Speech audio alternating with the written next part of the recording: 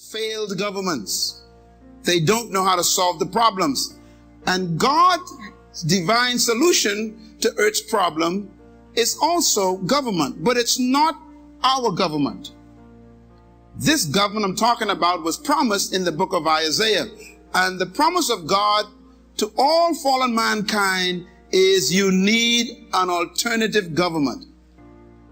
And the government that God promised us is not a democracy, a dictatorship, or a communist government, or a socialist government. The Bible introduces a government that is a kingdom. Now that's important.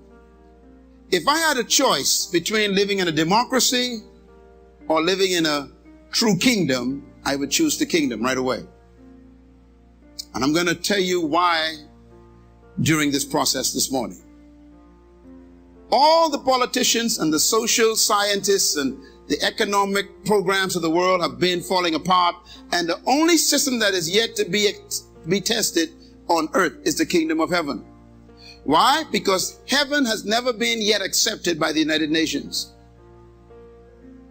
They keep believing that the solutions to earth are on earth. And the problem is, we as humans are not honest. We created the problems that we're trying to solve. And I believe one of the smartest men that ever lived in our lifetime was a man called Albert Einstein. He was a Jew. Albert Einstein, as you know, is famous for his studies in energy. But he made a statement that I still believe is a very important statement. He says, you cannot solve a problem at the same level it was created. Write that down. You cannot solve a problem at the same level it was created. In other words, if you produce the problem, to solve it, you have to actually go to another realm or another level to solve it. Our problem on earth is that all of our problems we created. And then we hire people, call them politicians, and tell them to solve it. But the politician is us. They went to the same schools, they learned the same education, so it makes them smarter.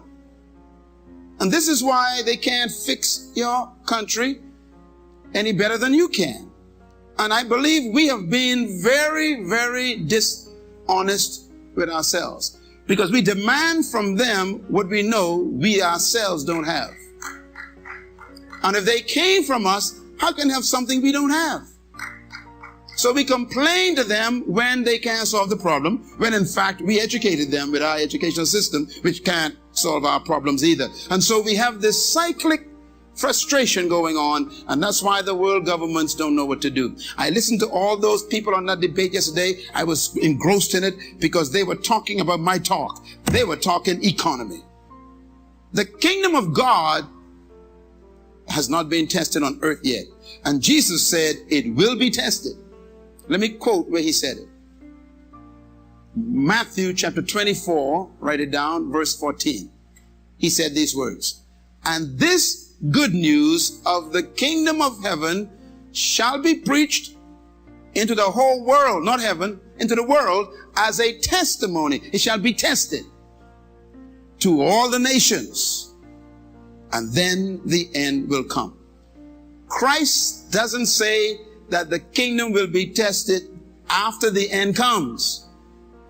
He said when it's being tested, when man understands that his system can't work, when we finally get to the point where we throw our hands up and say, God, I don't know what to do with this. We need help from another place. Then God says, I'm going to let you have a glimpse of my system.